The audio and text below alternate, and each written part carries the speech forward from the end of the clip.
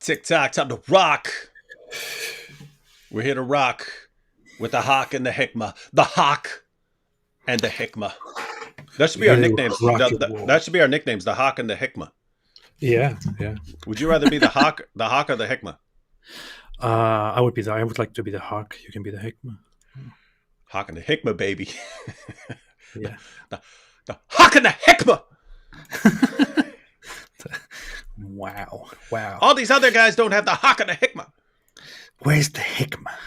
Where's the Hikmah? Speaking of the Hikmah, yeah. So, ladies and gentlemen, we are going to be our target is to get to this Sajid Lippam video where it's funny because he can't even say anything directly. Have you noticed that? Like Yeah. he's trying not to call people. I mean, to be fair, he has called these guys out a million times and so on, but it's getting to the point where it's like he doesn't want to say exactly what he's talking about because then all their fans, oh, how dare you attack this guy for promoting child marriage, and how dare you attack these other guys for promoting secret second wives, and he doesn't want to call them out directly because then all their fans come after him. But Yeah. so He's putting on this whole thing, this whole reasonable guy, and people are doing a lot of crazy things, and I'm reasonable, and I want to just say the good stuff that needs to be said without directly attacking anybody. He puts on that whole persona and then preaches to his audience. yeah, so AP, I mean, apart from the infamous holes in the narrative interview, what was that, like 2 years ago or something like that, 2.5 years ago, something like that? I guess. Yeah, apart from the infamous holes in the narrative interview, this has got to be the worst month for DAWAH I know. So ever, much stuff happens, right? ever. It's all back to back, man. So what do we have? We have so many things that happened. So we have the whole child marriage thing of Daniel Kikachu with his crazy things about having sex with a 5-year-old or 4-year-old or 3-year-old girl. Then we have, I don't know, Mohammed Hijab and Ali Dawa talking about secret wives, the infighting again.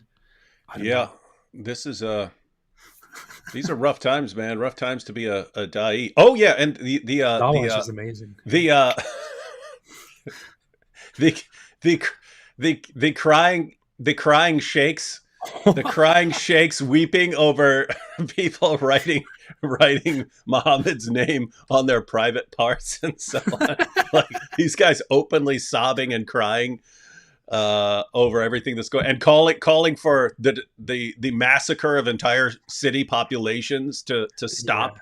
to stop the blasphemy against Muhammad, the epidemic surge of people writing Muhammad's name and writing the Shahada on their penises and breasts, and who I don't know what they're these guys are the experts.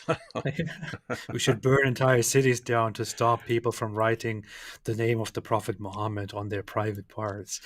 Wow, man. So these are rough times, man, and Terrible enough times.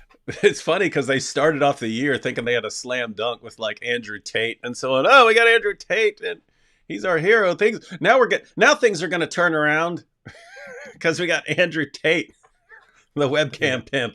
He's praising us. Oh, and don't forget Sneeko now. Now they've got Sneeko. So there's like Oh boy, yeah. it's like if you named the people at the absolute bottom of the barrel, the last people on earth we would want representing our position, it would be like whether you're Christian or atheist or whatever, the last people on earth you would want to be the champions of your position would probably be Andrew Tate and Sneeko. Yeah, lots of people may not know who Sneeko is, but he's a I he's a did. streamer. He's a streamer. I only also became aware of him because of the whole Islam drama. He initially said something offensive about Islam, and Muslims became outraged and started like insulting and threatening him and unsubscribing and things like that. And then he had an interaction with the Muslims and was like, "No, I didn't mean to be offensive. I take that back and all that." And then later, after Andrew Tate converted to Islam, he suddenly became interested in Islam, and now he converted to Islam. But the issue is, the guy is just he is very, very embarrassingly cringeworthy and not very smart. He's not known for being smart. He's known for his sensationalist, stupid, funny attitude. And he recently became a neo-Nazi as well, and started, befriending the neo-Nazis like Nick Fuentes and others, and making up theories about how the Jews are in control of all the stuff that is going on in the world right now. That's why he went to Islam. Yeah, and then that of course combines very well with Islam. Of course, Muslims like his stuff immediately once he starts bashing Jews, and once he starts bashing every single problem in the world, blaming every single problem in the world on Jews, and he came closer to Islam, and eventually he said, "I am now a Muslim." There's also one funny thing to add, though. He was recently on a stream together with Destiny, who we also recently became familiar with because of his cartoons about Islam. Sneeko brought up something about Islam, and Destiny said, "Sneeko, I want to ask you one thing. What is your favorite? Can you tell me one favorite verse of yours from the Quran?" And he was like, "Yeah." I said, "Okay, go ahead." And Sneeko is quiet and goes, "No."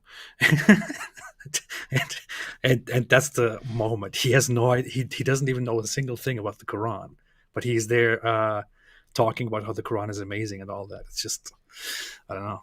It's crazy. Hey, check out the comments here from our friend Nawaf. Yo, is that a Muslim? Yeah. No. How is Reed? And is Reed enjoying his 15th birthday? So, of course, he knows my son just died, and this is the response we get. And notice how this is interesting, because these are the same guys who whine and moan and wail when people write Muhammad's name on their private parts, right? Like this is how guys act, and then they get shocked. They get shocked when someone does something. See? Here. This is, I credit Nawaf for this action here. Nawaf, well done. Wonderful. This is what you get. Yep. So welcome to, this is actually a good summary of the situation in DAWAH. It's like 14 centuries of violence, then it gets stopped. Then it finally gets stopped. And then it's we'll insult everyone into being quiet. We'll insult everyone into being quiet about Muhammad. And they just don't get it.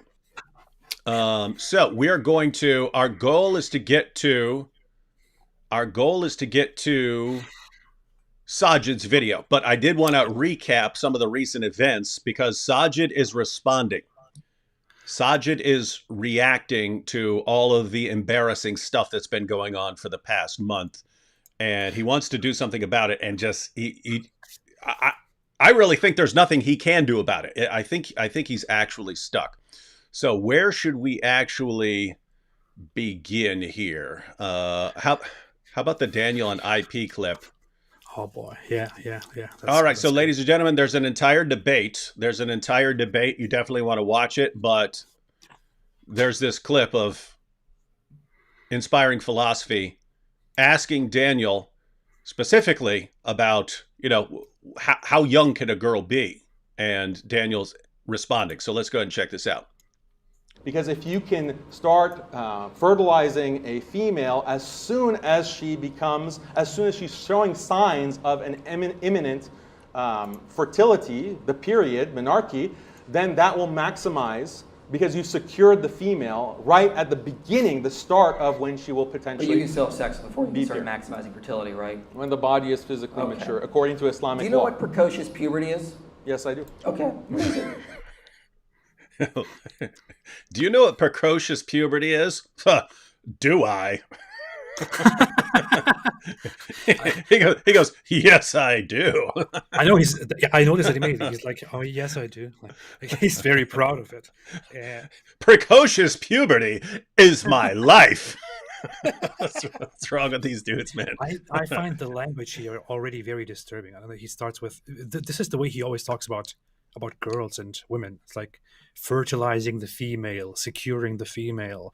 This is just the whole thing. The whole time he doesn't even talk about them as as women. There is no such value of actually a human, equal human interaction. Of course there is no equality in his eyes, I know, but I don't know, it's kind of disturbing. And he That's all his thing is always about. The females, as soon as they are ready, should be secured by the man so that they can be made ready to fertilize and increase the population and make sure that Muslims become strong and, large and all that. Wow. So, they're doing the whole precocious puberty, maximizing fertility discussion here. Let's see where Daniel's gonna go. It means starting puberty unusually early, like Can beyond you have, averages. Is there anything in Islam that prevents you from, a man marrying a 5-year-old that started precocious puberty? No, marriage can happen, you can arrange a marriage even as an infant, but that doesn't mean that sex is allowed. But could a man have a marriage to a 5-year-old consummated if she started precocious puberty? If she starts showing signs of physical maturity, then yes, that's permissible, as I stated. That's What about the age principle. 4? If there are signs 3. So this is something that becomes biologically impossible because precocious I have a puberty, study there are that shows no... it goes as early as 11 months. All right, well, that's something that the parents would not... See, the thing about Islamic marriage is that parents are involved at these ages. And when you look at the marriage of the Prophet, peace be upon him, to Aisha, her parents were involved. And so she was not living with the Prophet, peace be upon him, even though she was married to him. So the parents have oversight, and sometimes a qadi or a judge can have oversight if the guardians are not capable to make sure that the rights and the physical well-being of a child are not, or a minor, are not harmed by that marriage. What about, because you've tried to justify sexual slavery after a war. So what if a man finds a 7-year-old, let's say, started her period, could he take her back as a sex slave?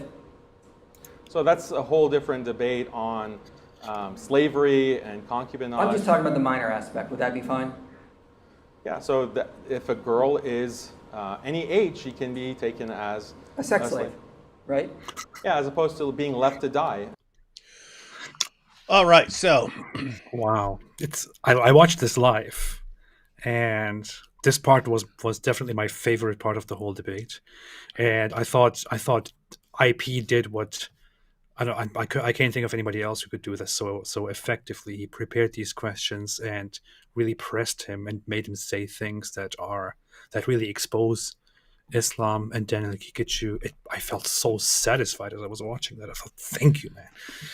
yeah, I was in front of Daniel, sort of off to the side against a wall, but I was still working on my opening statement and stuff like that because I was debating next, and I was like.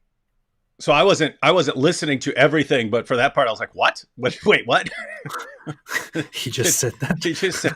He just said, "Okay for a 5-year-old, okay for a 4-year-old," and then when it's okay, what if she's 11 months? And it's the parents have to step in there and they decide. And of course, if the parents have been groomed by a professional manipulator like Muhammad, then they'll hand their kid over because You see, my child has reached puberty at the age of 11 months. This is a sign from Allah that I need to hand over this man. Otherwise, my precocious child might go into the closet and masturbate. So I'll just hand my 11-month-old girl to this creepy dude. You remember Fareed? What was Fareed's tweet about that? Oh, his tweet. I recently just posted that again. It was, how is it child rape when there is parental consent?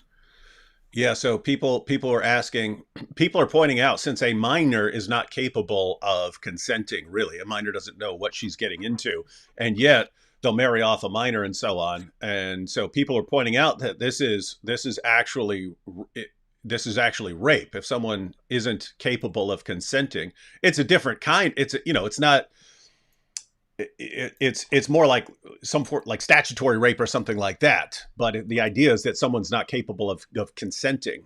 And then his response is, how can it be rape if the parents are consenting? So as long as the parents consented to sex with an 11-month-old or a 5-year-old or whatever, then it doesn't matter if the little girl has no clue what's going on. It doesn't count as rape because the parents have consented. So they have this mindset built in.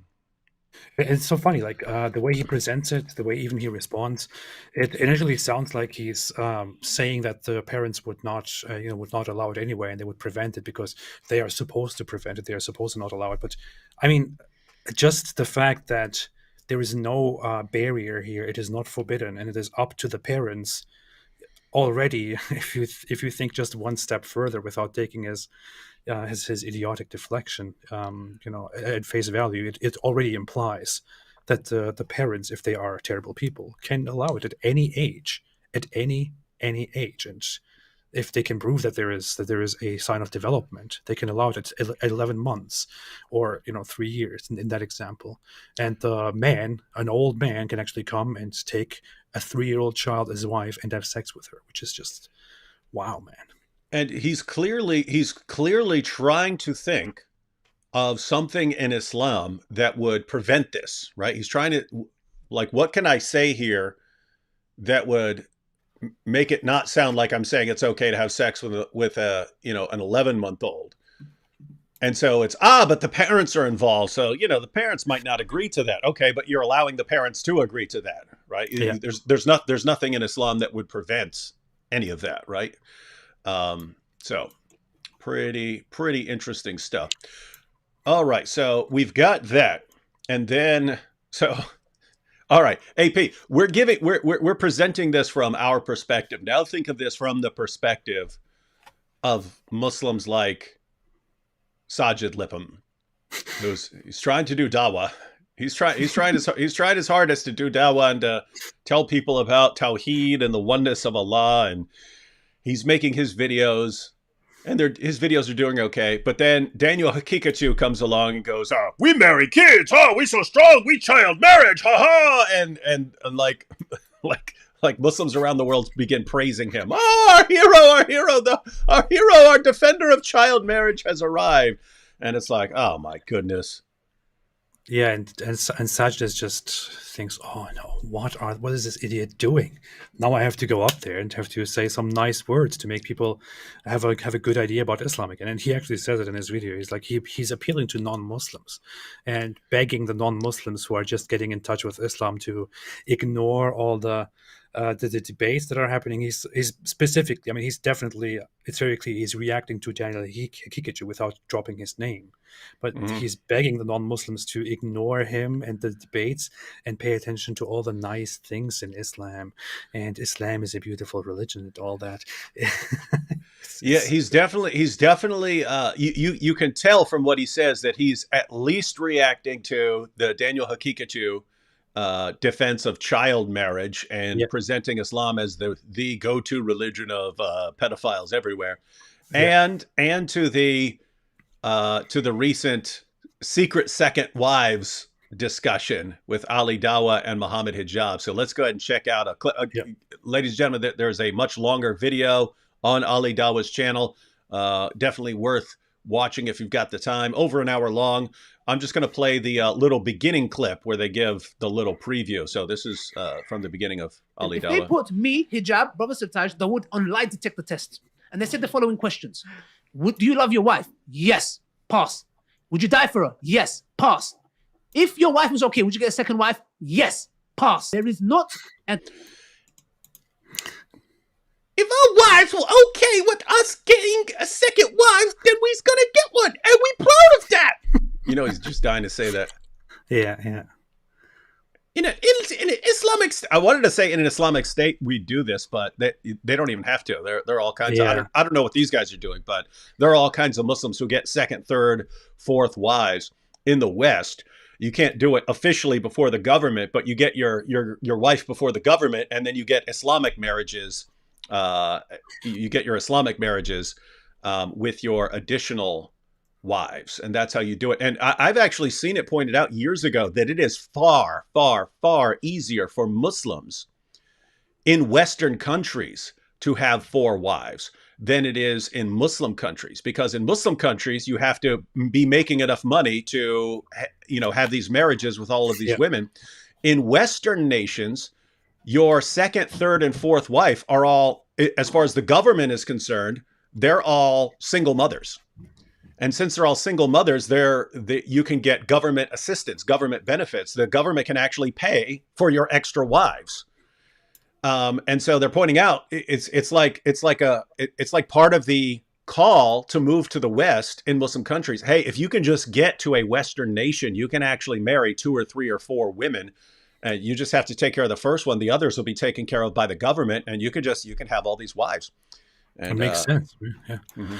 I actually knew a man who was quite old who did have 2 wives, and one of them was his official wife, one of them was his unofficial wife, and he actually did that very thing. He when he married his official wife, he didn't tell her that he already had an unofficial wife through an Islamic marriage, and she found that out later after the marriage, and she said, I would have never accepted it if I knew it beforehand, but later I just became used to it, is what she said. She was those were family friends, but people do that, and that guy was in Germany, at that time.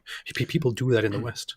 Yeah, I know a Muslim in Michigan who had multiple wives, and fortunately it was amazing. We're actually talking to the woman who was going to become his second wife. Her parents asked us to talk to both of them, right? So this was me and Sam Shamoon back in the day. We're sitting there with the man and the woman. He's going through all of his arguments for Islam that he was using to convince her to convert to Islam so that she could come on as his second wife. And we, of course, we completely ripped the arguments to shreds, but she still thought it was a good idea. So went ahead and married him anyway. And then it was several years later when I got a message from her mom saying, she finally left Islam and she took her kid. She took her kid Nice. with her.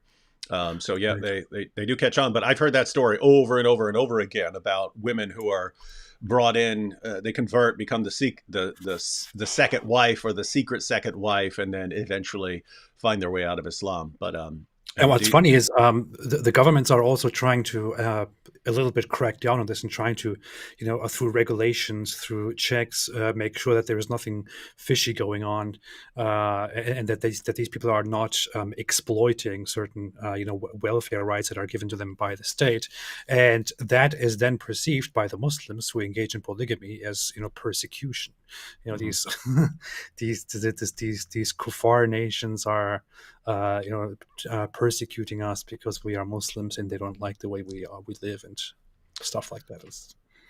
Yeah. All right, let's get a little more conflict between a man loving his wife and a man wanting to be polygamous. I agree. Because I get the polygamous part. I get the whole wanting to have more intimacy with more than one woman. But if you can ask the question more accurately, that take on another wife and all the responsibilities that come with another wife, Good. how many men will agree to that? For example, if one says, I sense that you've got a second wife, can he say, no, I don't? Yes, you can. You can say that. You can say that. Yes, I personally believe this is. If we sit down and we talk about it. So that was Ali Dawa asking Muhammad Hijab if it's and they go into a little more detail, but he asks him, can a man just lie to his wife? And yes, that's allowed in the hadith, and Muhammad was like that with his wives. As it was clear, he was trying to deceive his wives about marry the Copt. And then, of course, he swore an oath saying that he would stop having sex with his slave girl, and then broke that oath. And so this is the guy who says it's okay to lie to your wives in order to make them happy. And so, okay, if you know it's gonna upset your wife to have a second, third, or fourth wife, just lie to them. You're lying to make them happy, so that they think they're the only ones for you. That makes sense. Yeah, makes sense. Totally. Yep. So that is right. And I take my selfish needs out of it, i.e. me wanting him all to myself. I need to understand. Yeah, stop being greedy. So I need to sit down and I need to really think about how this is going to affect Stop him. being selfish. It Yeah. could lead him- Yeah, think about how this affects him. You wanting him to be monogamous and not have 4 wives and an unlimited number of sex slaves. Think about how this affects him. Man. Yeah. Poor guy. What's he gonna do? Oh Yeah. man. You see how these girls are, man? I know, terrible. terrible. See, They never this think why about the feelings of this children. why you got to get them when they're 5, so that they don't, so that they're not able to form these thoughts on their own. And this is why you have to keep them away from any sort of education, like they do in Afghanistan now. Yeah. To Which doing then good. because finds very funny. She always gave me the sort of the feeling that I could be open with her. I told her at one point that, look, babe, that's the sister. Is that you? Yeah. I'm possibly one of. Look, the guys are loving it, right? This guy's talking about, hey, I felt comfortable around my wife. I felt comfortable enough bringing it up, and hey, there's this other woman I want to marry, and the guys are, yeah, woohoo, yeah, tell her, yeah, don't let her give you no lip. Talking about It's so secrets. pathetic. When you search online, when you search on YouTube just for second wife or Muslim's second wife or something like that, you will find a bunch of videos, including from Ali DAWAH, from other Muslim apologists, from known ones, that say stuff like why we should be having more wives, why men should be allowed, and you just see these bunch of men saying, complaining about how they're not allowed to do it, or how the women do not understand them, and it's just, I saw it early and I thought, this looks so pathetic. It looks so pathetic. It looks like a bunch of big babies, a bunch of big kids who are, crying because they want the new PlayStation, and they are complaining because their parents are not getting them the new. Yeah, PlayStation. they're like little kids, like throwing themselves on the floor in the checkout aisle of Walmart because mom wouldn't buy them any Skittles. I want my Skittles. I want my Skittles. Get up off the floor. No, I want my second wife. I want my second wife. Ah! Precisely. It's so pathetic. Tough guys, tough bros. ES1002 said they may have just made 4 ex-Muslim women. Yeah, and it won't happen instantly, but yeah, I'm sure a lot of these women, and especially the young women who are watching, are going to be thinking, "Whoa." I've heard from people, I've heard from critics of Islam that this is a thing, but now we've got the champions of DAWAH openly proclaiming it and sort of demanding it. The funny thing is that also the message of this whole show that they are doing here, Ali DAWAH is advertising, this is his own show, he is advertising this as countering the current Western trends and trying to preserve the nuclear family and Islamic family and bringing back Islamic values. So this whole thing here is meant to normalize all of these things that they are talking about and to introduce them to brainwashed, misled Muslims who are under Western influence, and also to openly and plainly say these things to others. I think they're doing a very great job there and exposing more and more people to how messed up this is, because people I think if we let them talk about these things openly, I think more people will dislike Islam than be like, oh, this makes sense. I'm going to join them and participate in their amazing new lifestyle. So yeah, and it's really a combination of factors, which is making them like this. And this is true for Ali DAWAH and hijab, as well as Daniel Hakikachu, Sheikh Uthman. They're all in the same camp, namely that as you get a number of followers who cheer you no matter what you do, like you can lie to people, your followers don't care as long as you're lying for the good of Islam. You can say horrible things, you can make things up. The followers just do not care. Once you as the da'i, so once you as Muhammad Hijab or Ali DAWAH or Hakikachu or Sheikh Uthman, once you've absorbed that and you've been conditioned to finally realize, wait a minute, I can say whatever I want, these guys are going to cheer me on. It just starts freeing you up to, now just anything that pops into your head, this is a great idea, because they're going to cheer for it anyway. So, I think it'd be a great idea to defend child marriage. And what do your followers do? They cheer for you. Oh, I think it's great to tell women that we want to have secret second wives and so on. Well, guess what? Your followers are a bunch of horny young men And so, of course, they're going to cheer for you.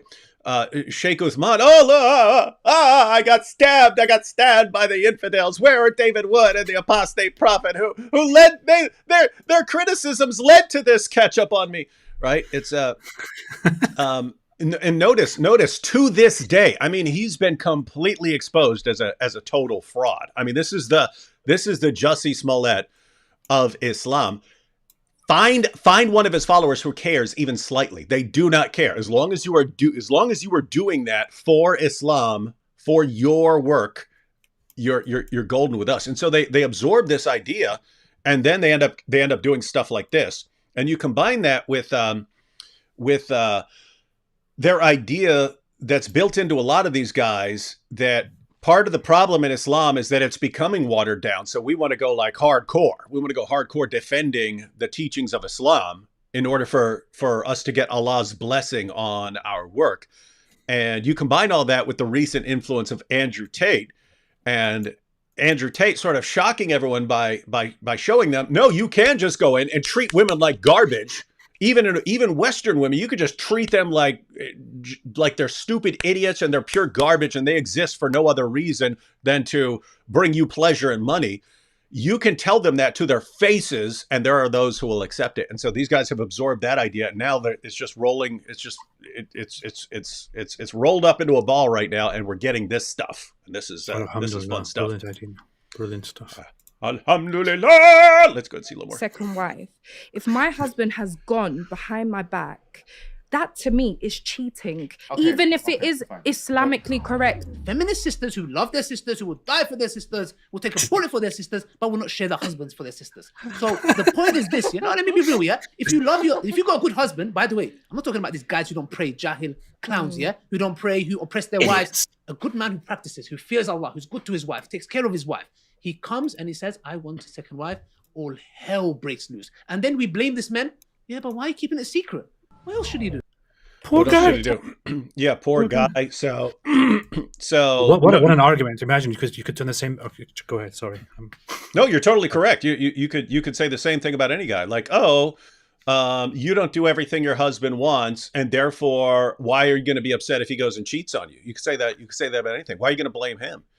I mean, you could turn this around and say, Muslim brothers are saying that they love their brothers and they would do everything for their brothers, but they will not share their wives with their brothers. You could turn the same thing around and just use that. Why is that any weaker here? This is such a dumb argument. Yeah. Did y'all catch that? Repeat that again, because that's important.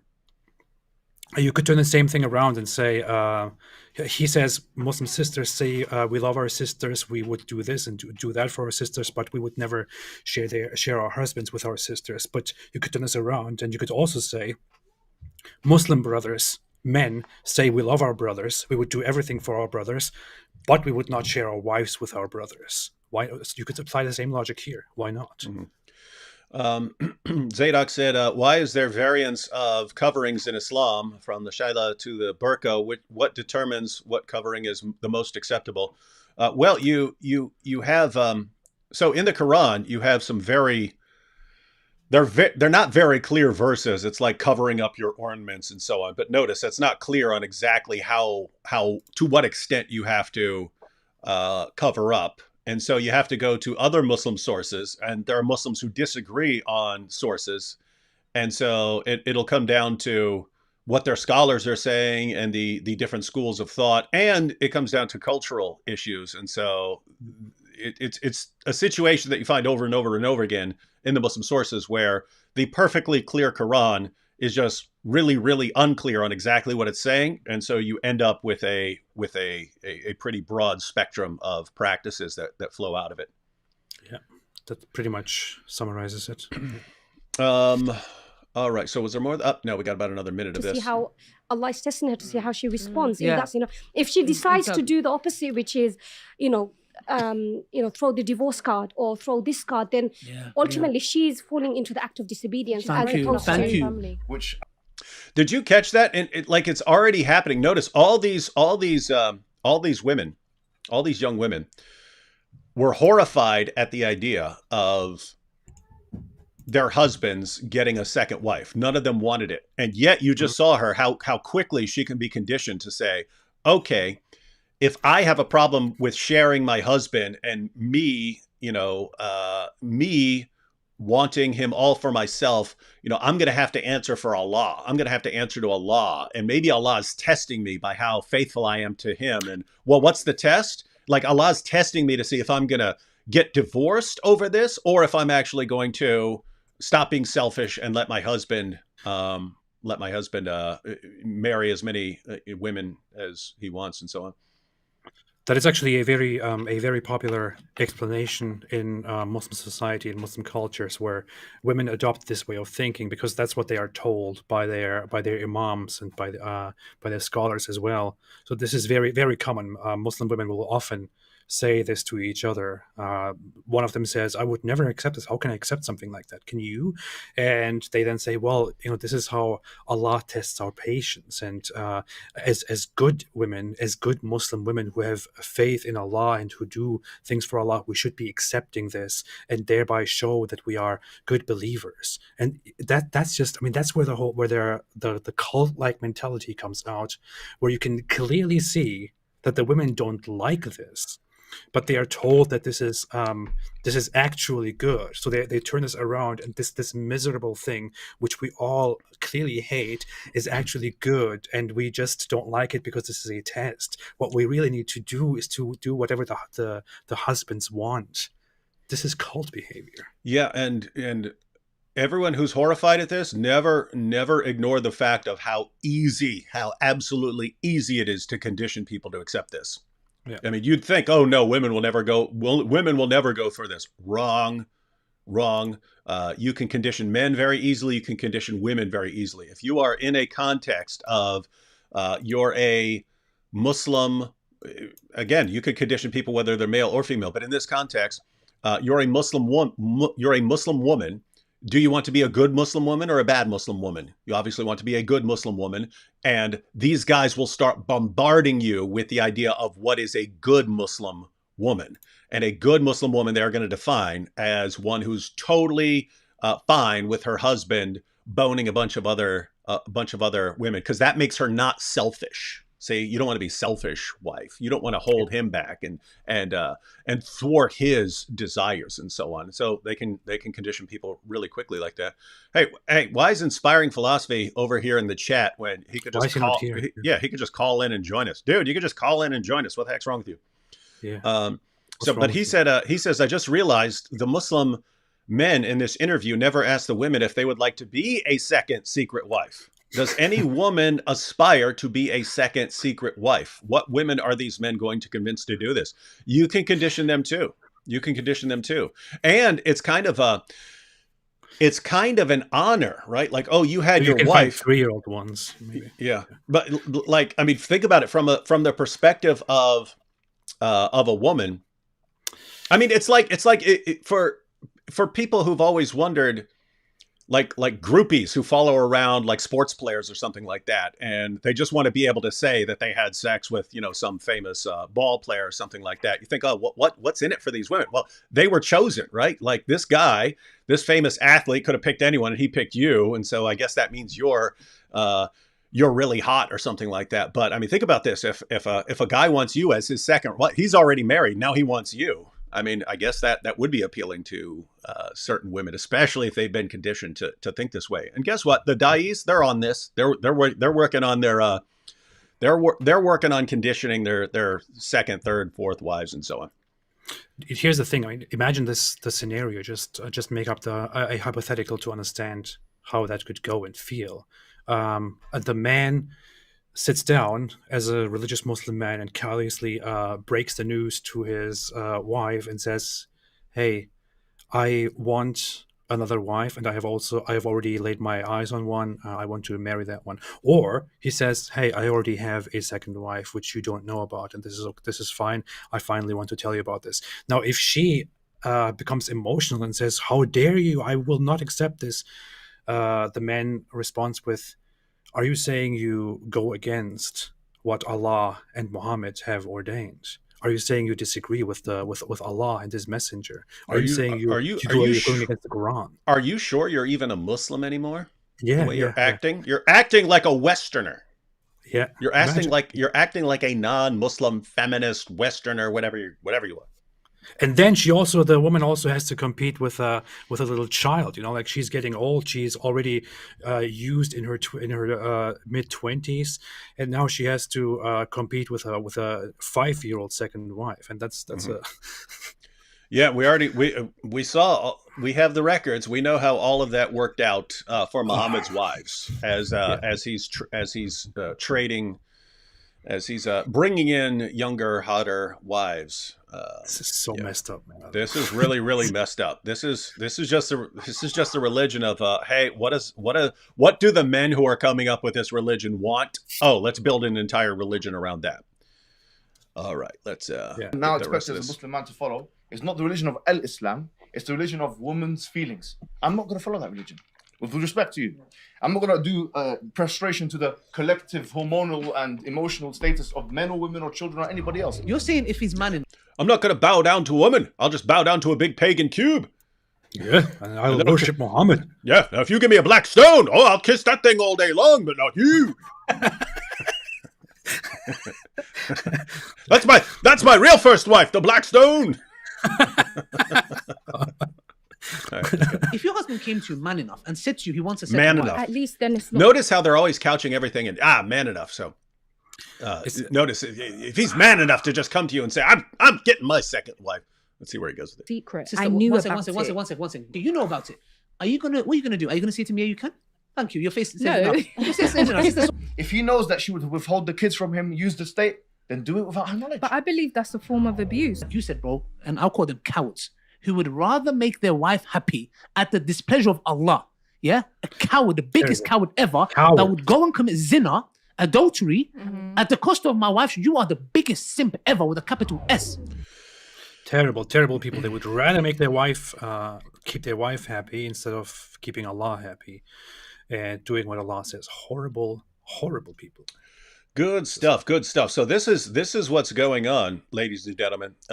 These guys have been putting out this kind of content, and then this is just the latest, but this has been going on for years. And this has been going on for years, and you're getting all these people leaving Islam. You're getting this avalanche of apostasy. We didn't come up with the avalanche of apostasy. That's what Muslim scholars are calling it. They're in this interesting situation where when they're talking to us, they thump their chest. Oh, Islam is taking over the world. And then when they're talking to each other behind the scenes, what are we going to do about all the apostates? Everyone's leaving Islam. Child is going to become an apostate.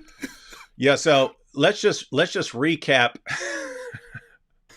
This is the video Hatun made, but we'll watch a clip of 1 minute, David. I have a thought about that thing that we just watched. I also actually talked about that earlier on Twitter, but there is a funny thing there.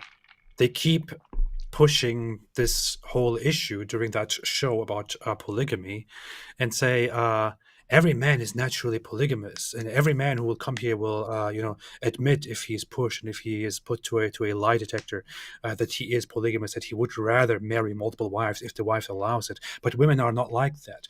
And so they keep pushing this whole idea, keep telling the women, you guys, you are, women, you are all satisfied with one man, but we just want all the women available out there. I really, I find it so funny. The show is called The Bitter Truth, right? Mm-hmm. I think in order to honor the name of the show, what they should be really doing is to ask the wives directly and say, be honest, please. Be honest. Do you, as a woman, also have desires for other men? Mm-hmm. Since this is called The Bitter Truth Show, please go ahead and admit this. There is no blame. Of course, I don't think this should happen because the women will probably end up dead or something like that. Yeah. It would be funny if they asked that. If Ali Dawah was like, so listen, you women, when you see big strong Muhammad Hijab tear his shirt off in front of the embassy and he's shaking it in front of everybody, be honest now, be honest, how many of you are proud of that?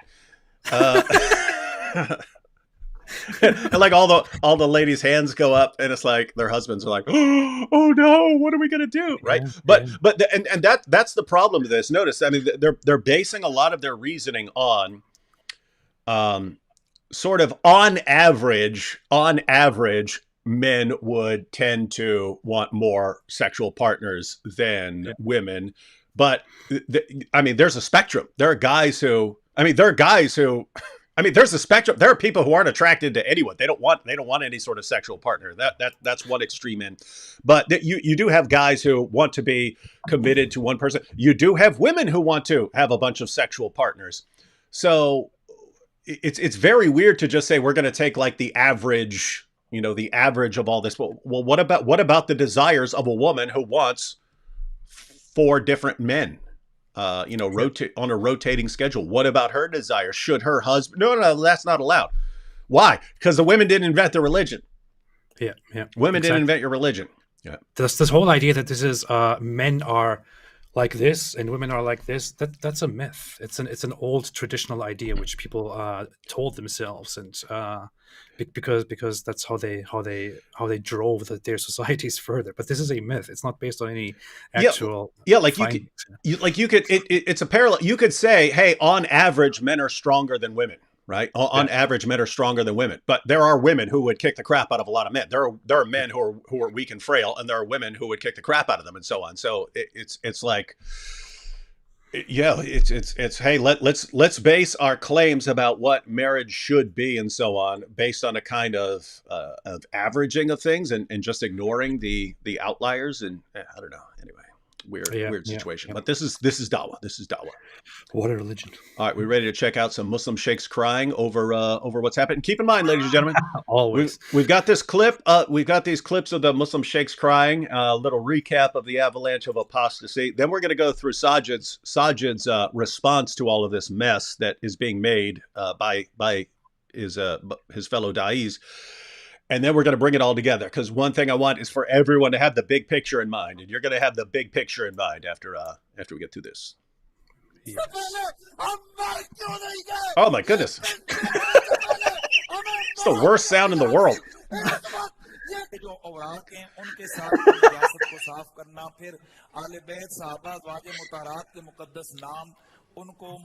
Oh man, are people doing that, AP? Defecating on the Quran? I don't know.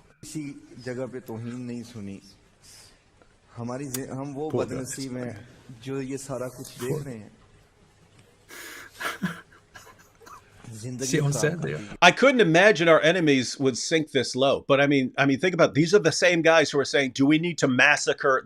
Their words. They said, "Do we need to massacre entire cities of people to stop this?" Yeah, I can't believe people can be so shameless to write Muhammad on their penises and to defecate on paper. What should we do? Should we burn the cities down and massacre them all? What should we do? Yeah, I mean, think about this. Their da'is are going around. We're gonna have our secret second wives. Ha ha! So you either need to be okay with it, or we'll have our secret second wives.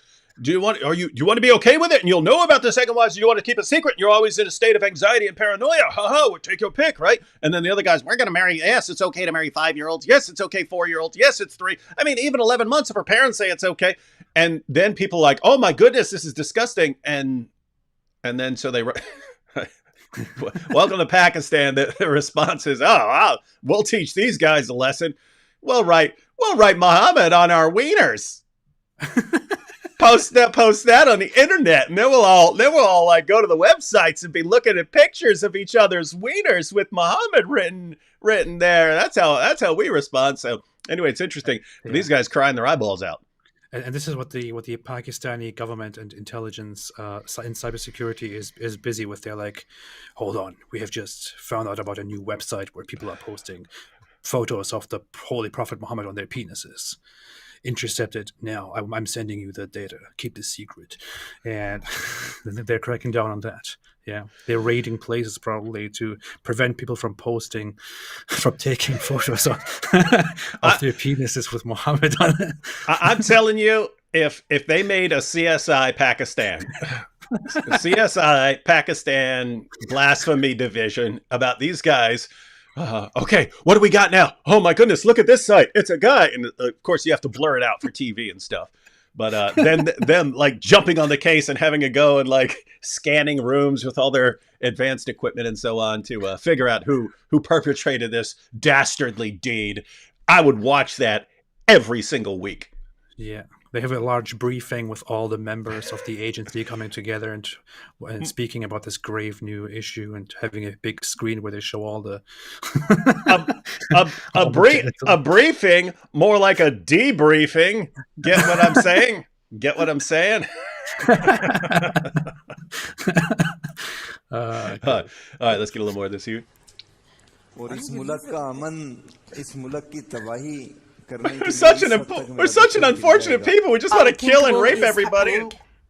And unthinkable is happening at the heart of Muslim countries. 7th biggest Muslim country, Pakistan.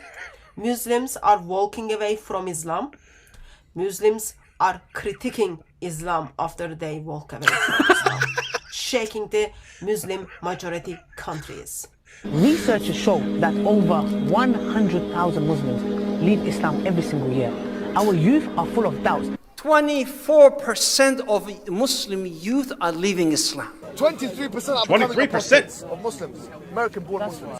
23%. You get the varying, and keep in mind, guys, this is several years ago that they were saying 23%, 24%. I think Zakir Naik said 25% of young Muslims leaving Islam. And guys, that's not where it's stopped.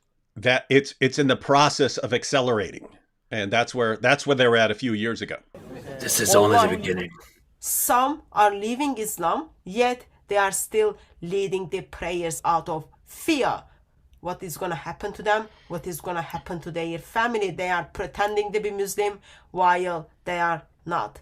Yes, unthinkable is happening at the heart of Muslim countries. That is unthinkable.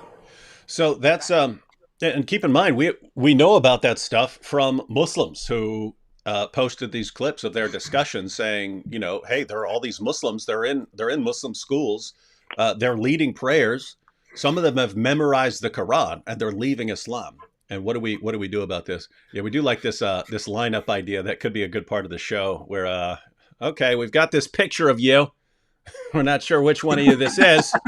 So we're going to need everyone to line up against the wall here. Drop your pants. That's a good idea. CSI Blasphemy Squad, get in here. Yeah. I can't believe you just listened to that strong Turkish accent. Why are you so racist against Turkish people, man? I'm just being. I just saw Black Angel's comment that said "racist comment by AP" in 3, 2, 1. That's why I said. Well, he's here to oblige. All right, so that sort of brings everyone up to date on some of the big recent events we've been discussing. Are we ready to get into Sajid's video? I always love watching Sajid videos, so yes, always, every time. Why is there so little hikmah in DAWAH? All right, let's check out. Bismillah, alhamdulillah, wa salatu wa salam ala rasulillah. Assalamu alaikum. Hey, look at him trying to be like me. And welcome all viewers. Today, I'd like to make a public service announcement to the non-Muslims Public who service may have been announcement. given a false impression of Islam. I actually come from a non-Muslim background. Guys, What an introduction, man. think about what he's saying. I'm trying to talk to the non-Muslims here who are watching what's going on in our community. Please don't watch. Please don't watch what's going on because this is not. I'm imagining begging you. I'm imagining him just see all the stuff that is happening, the Daniel Kikichu debate, the Ali Dawa and Mohammed Tijab, and he with a serious attitude is like, then he sits down and records, guys, please forget everything that you have just seen. Ignore those guys. Please focus on the good things. Those people do not represent us. This man, Doesn't that suck? It's difficult. And like, I mean, he must know it, right? Like he sees Daniel advertising his upcoming debate with Inspiring Philosophy. He has to be like, oh my goodness, this is going to be a horrible. No, I have to clean this mess up. I have to clean this up. So here's his effort to clean this mess up. Non-Muslim family members. I live in America. I'm surrounded by non-Muslims all the time. And I've made it a goal, a priority in my life to call to Islam, to teach people about Islam. And one thing that has unfortunately been the case since before I even became Muslim is that people keep letting the cat out of the bag. One of the things that's happening is people keep telling everyone what Islam really teaches. It's all the stuff we're trying to keep secret, and they just keep blurting it out. Well, is the fact that Islam, it's constantly being misrepresented. By who? By your DAWAH guys? Yeah. To be primarily from what we would call the mainstream media, whether it be the news on television or in newspapers. But now, given the direction that society has gone, a lot of it now is on social media. And now from what I've seen nowadays, yeah, now it's the Muslims themselves, unfortunately. Yeah. So here's how it goes. The media never I don't know why Muslims complain about the media. I mean, who has supported and defended Islam more than the media over the years? I mean, every single freaking terrorist attack, we had to be bombarded with Islamic preaching. Did you? But this has nothing to do with Islam, because as everyone knows, if anyone killed a man, it's as if he's killed all mankind. No compulsion in religion. That's what Islam teaches. Anyone want to convert? That's what the media did for 2 decades, had their back. What you could say is, critics of Islam started pointing out all these problems and so on. But notice, it's everything, we pointed this out before, everything critics were saying in 2007, 2008, 2009, and we were being called liars for saying, now the da'is are openly proclaiming it, saying, yes, that's exactly what Islam teaches. So wait, all the stuff that you said we were lying about 15 years ago, now you're shouting from the rooftops. This is amazing stuff. Yeah. It's basically, if they say it, it's okay. If we say the exact same thing, we're lying. What a religion. Yeah, we were lying because it was us saying it. That makes sense. It makes complete sense.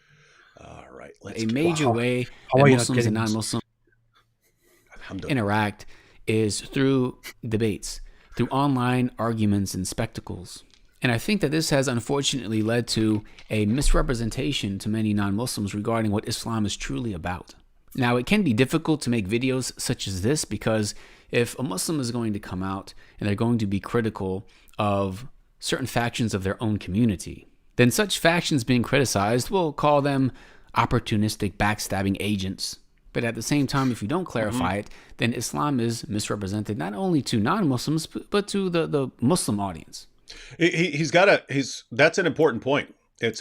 He's pointing out that he's in a really tough spot, because no matter what he does, he's in trouble. So this is a dilemma. Do I respond to these guys or not?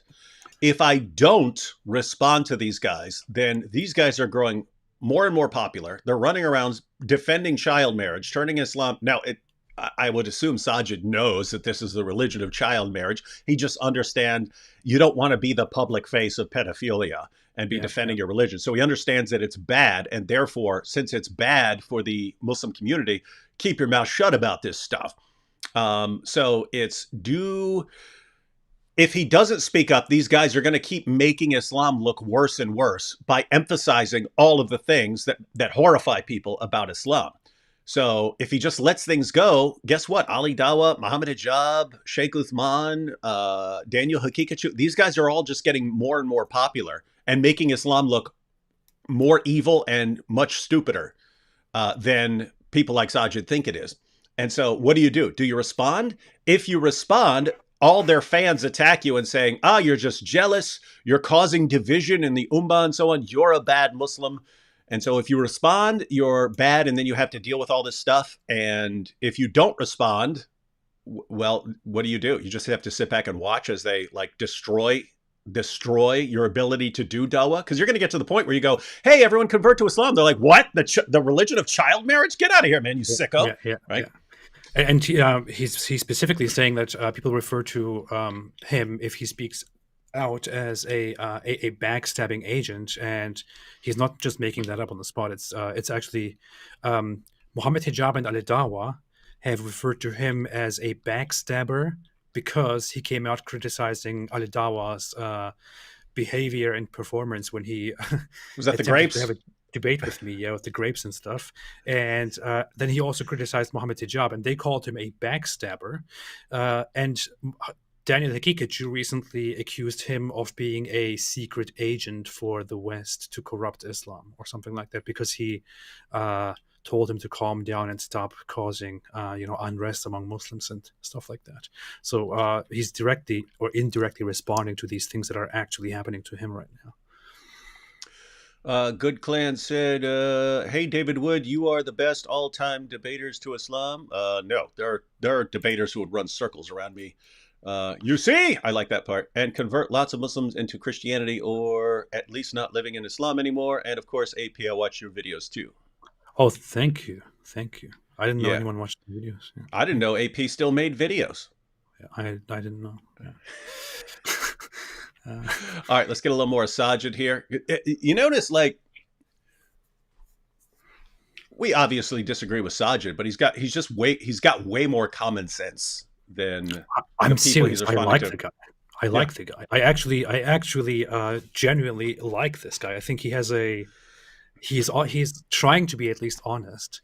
I also apologize because in the past I once accused him of lying because he responded to me with things about the gospel, and I thought this is just he must be lying, but he was just he was being desperate or maybe lying to himself. But I think he tries to be as honest and as reasonable as possible, and he is also against all of these shenanigans that these other Muslim apologists are constantly engaging in. He has an interesting personality. I don't know. I like the guy. Unfortunately, he blocked me once I contacted him and asked him if he wants to have a conversation with me. And it is a horrible position to be in, right? Like he's got the task of trying to clean up all these messes that these guys are making on a daily basis. I mean, on the daily basis, all these Dawah guys are like making Islam into a laughing stock, and they're doing it for their followers because their fans love it. Whereas he's looking at it not from a Dawah fan perspective, but how does this look to non-Muslims? This does not look good. It does not look good if we are now the official religion of child marriage. Of the official religion of marrying 5-year-olds and 4-year-olds and 3-year-olds and so on. We don't want to be that. But all the Hakikachu fanboys are, alhamdulillah, our great hero. He's defended child marriage, and he's like, oh my goodness, man. Here's the thing. I want to add one little warning or disclaimer. I do praise Sajid Ludham sometimes for his personality and all of that, but this doesn't take anything away from the fact that he is a Salafi traditionalist Islamist who supports the establishing of Islamic states around the world and the application of harsh Islamic laws if there is opportunity. The reason Sajid Ludham is like this, and the reason he fights with Daniel Hakikachu, for example, is that he is a Salafi, just like Daniel Hakikachu and the others. Salafis are these revivalist traditionalist Muslims, but he is from a little bit of a different way of thinking, from a different strain, where they are called quietists, or also they are called madkhalis, based on a scholar named Rubaya Madkhali or something like that, who was don't make up loyalist. names. Don't make up names, man. Well, his last name was his name was Madkhali, whatever his first names are. I don't care. But so that guy was in support of being a loyalist supporter of whatever Muslim governments are in existence, without publicly criticizing them. And Daniel Hakikachu, on the other part, is a brutal radical who will call out and brutally confront every Islamic government that doesn't apply Islam properly. So they are on two different sides of the traditionalist spectrum, but in the end they still believe in the same things. Yeah, and that's why even though you can appreciate the position that Sajid is in, and you can actually respect him for being willing to call out his co-religionists, don't lose sight of the fact that they are ultimately aiming at the same thing. Yeah. And this isn't true of all Muslims. You could be from a different sect of Islam that does not believe in the same hadith sources, and you could get some very different results. You could get people who are like, no. These guys are totally wrong about a lot of these things they're saying. You could get Muslims like that. This is why I said, Sajid, at the end of the day, he probably believes that child marriage is okay. He might be one of the guys who says, it was okay back then, but the world has changed, and since girls go to school now or something like that, he might think something like that. So he might think it's actually wrong in this time. But I mean, he is committed to the same sources. So I guarantee you he believes in some really, really creepy stuff that would align with a lot of the horrifying stuff we hear about Islam. But so, I mean, you could actually think of it like this, like, which would you prefer? Would you prefer the guys who are blurting out all this horrible stuff, or the guys who are trying to cover it up? Right? Like, that's the thing. You could look at it as is actually worse to cover it up. Yeah, that's why that's why I always want Daniel Kikuchu to be out there and to speak to people. I mean, the guy thinks somehow that I don't like his presence, or that I'm trying to hide. I don't know. I love it. I emphasize Daniel Kikuchu. I talk about him. I suggest him to others. I highlight the things that he does just because he puts it right out there in front of everyone's eyes. He shows to everyone what a horrible thing Islam actually is, and that is good, because too many people hide it and he doesn't. Yeah, and so it seems like every one of these guys is like a mixed bag. You can point to things like, oh my goodness, that's awful, and something good about the person. So it's like, yeah, Daniel's claims that he's making, same thing with Ali Dawah and Muhammad Hijab, they're advocating some horrible practices, but it's actually good that they're blurting them out because it helps people make an informed decision.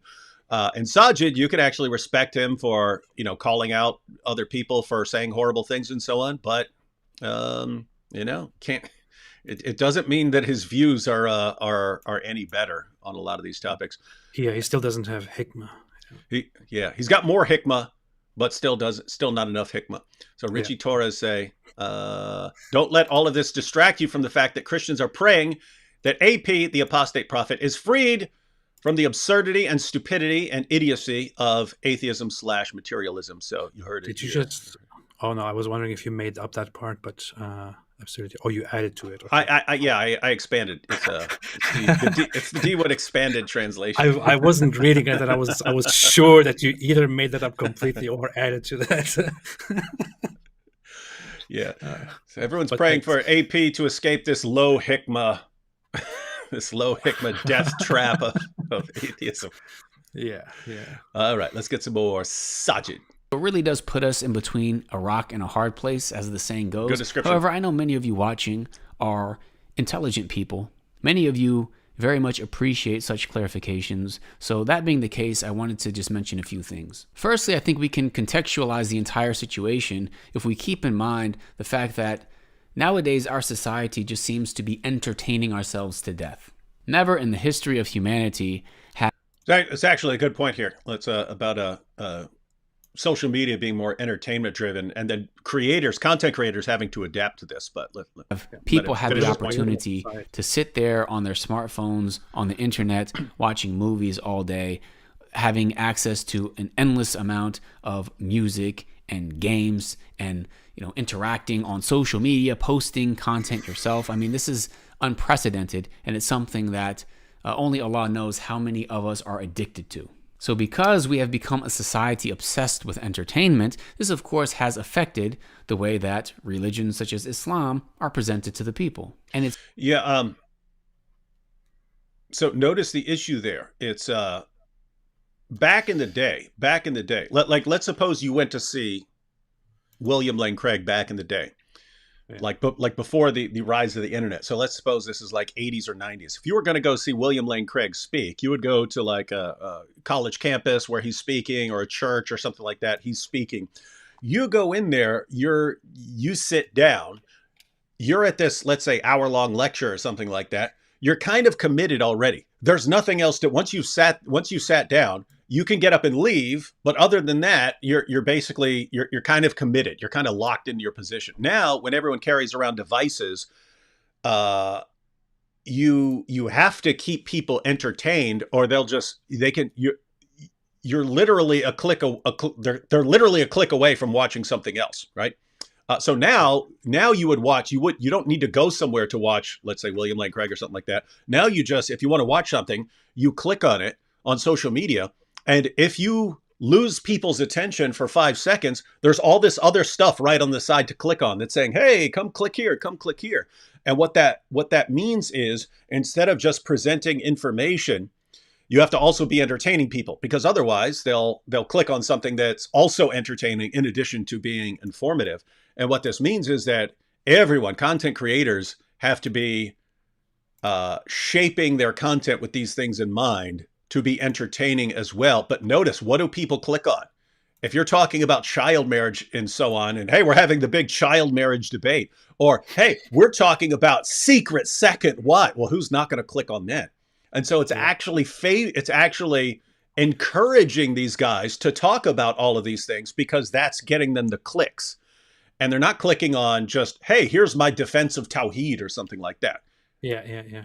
But so people would rather click on that. But here's the thing: I want to give Sajid a bit of an idea of something that he could. If I was in his place, like for example, he puts a headline, a title named "How to Have More Hikmah," and people don't care. People don't click. They would rather click on, "Is it okay to have secret second wives?" Everybody wants to know more about this because people are, dying to have a second wife. So he could come up with new ideas. He could adopt stuff that people like from pop culture. And you could, for example, turn the Hikmah title into something like "Hikmah Baby One More Time," or that was terrible. I know, that was the worst thing I've ever heard in my entire life. That was the worst joke I've ever. I was laughing just because you had. I was laughing just because you had the nerve to say something that dumb. I know. I'm just realizing how horrible that was, and I want to end my stream, not my life. But yeah, no, he could make it more entertaining. Maybe it could, just like Ali DAWAH, it could make clickbait videos to reach more people, and then he could give up more of his dedication to truth and reason, and thereby, appeal to more people who would rather watch Ali DAWAH.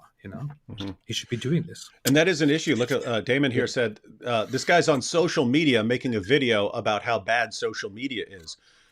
Yeah. But it's like, I mean, he is on social media, but he's not doing at least here he's not doing the entertainment driven idea. He's sticking to his guns as far as, I'm just going to talk to people and be reasonable.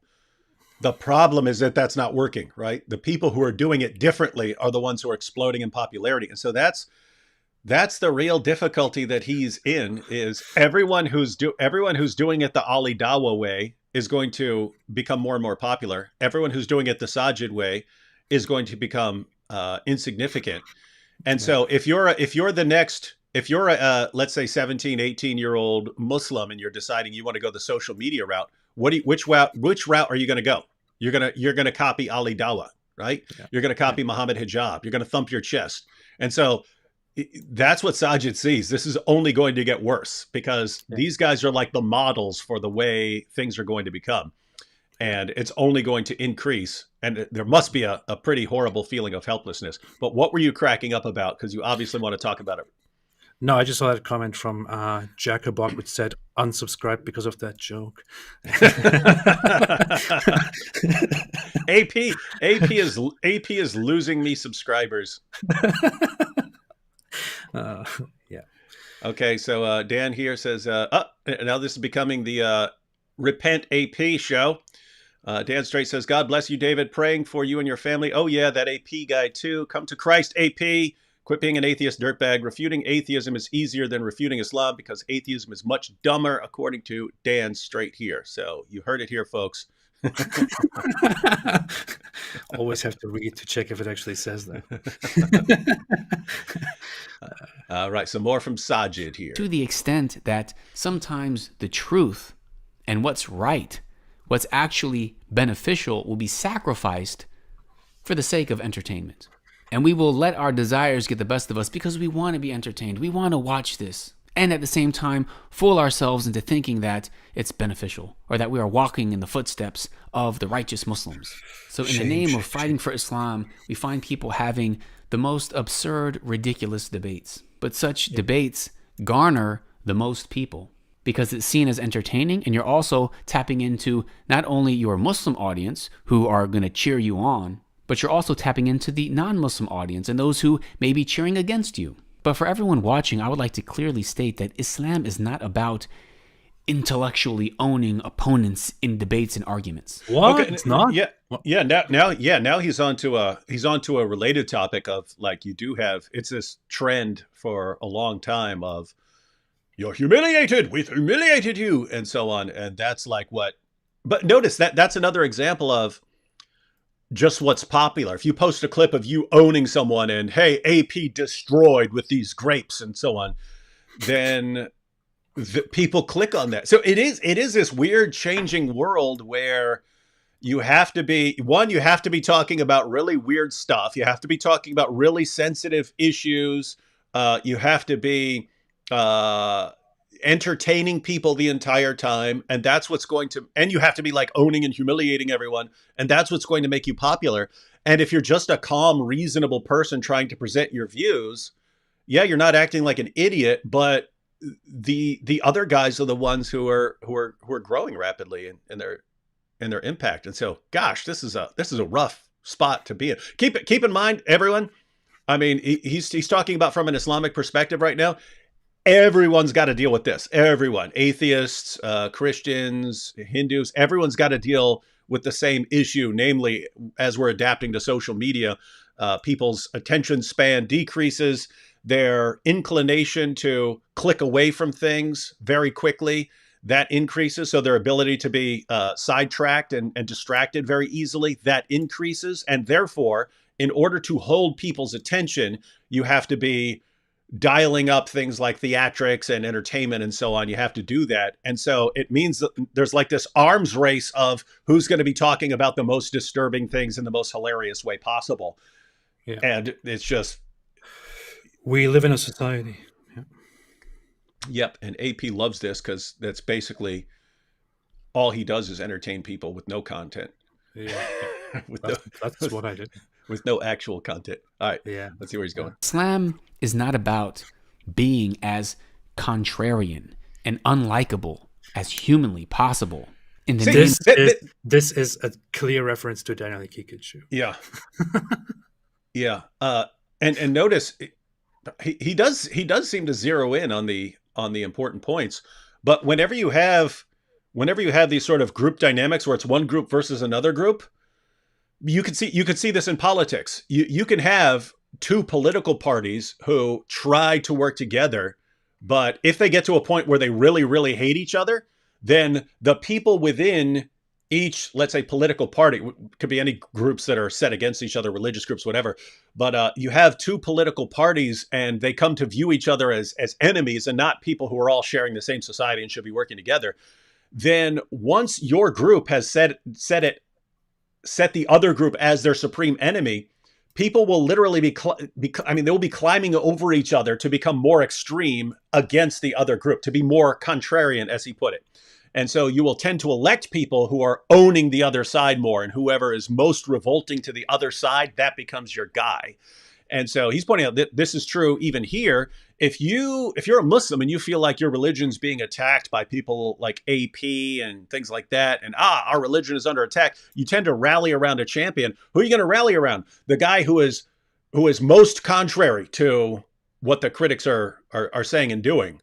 Exactly. And so you'll just rally around these guys. And the calmer voices, what do we need him? We need a champion who's going to own these guys. That's who we need. And so he sees all this. He sees what's going on here.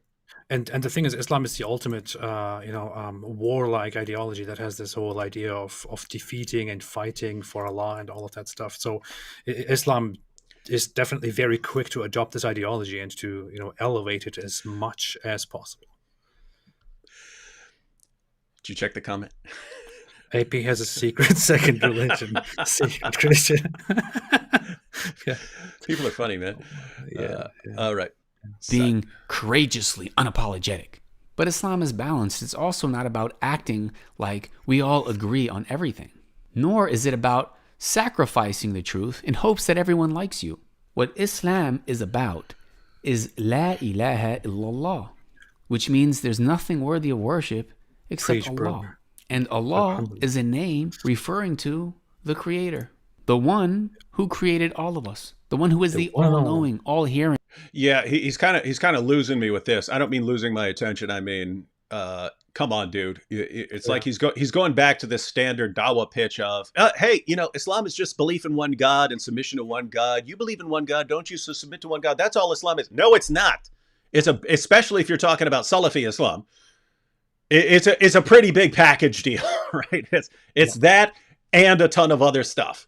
And people like Sajid, they don't want people knowing about the ton of other stuff until they've been conditioned to be ready for it. They understand, hey, if you just expose people to all this extra stuff as part of this package deal, they're going to be horrified at it.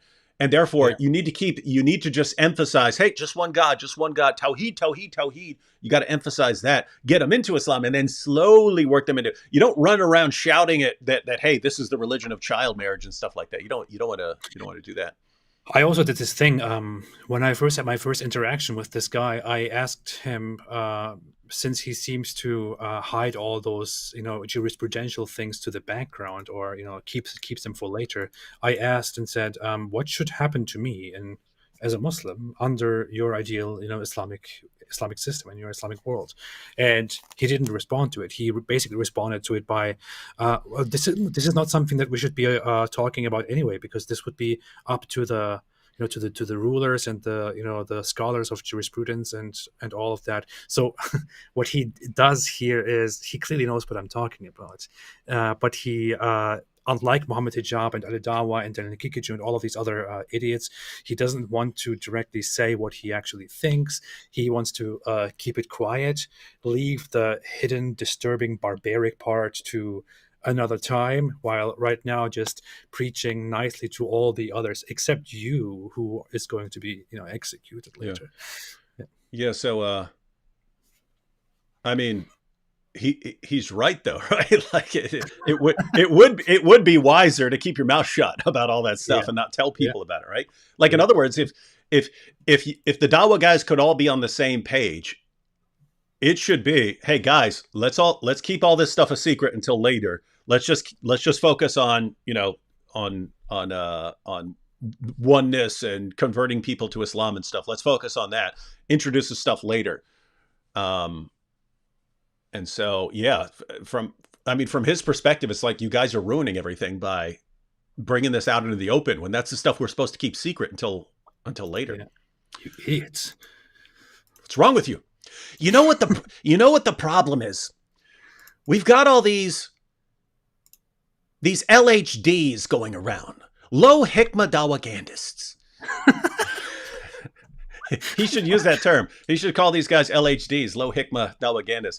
And the goal of people should be to be HHDs, high hikmah dawagandists.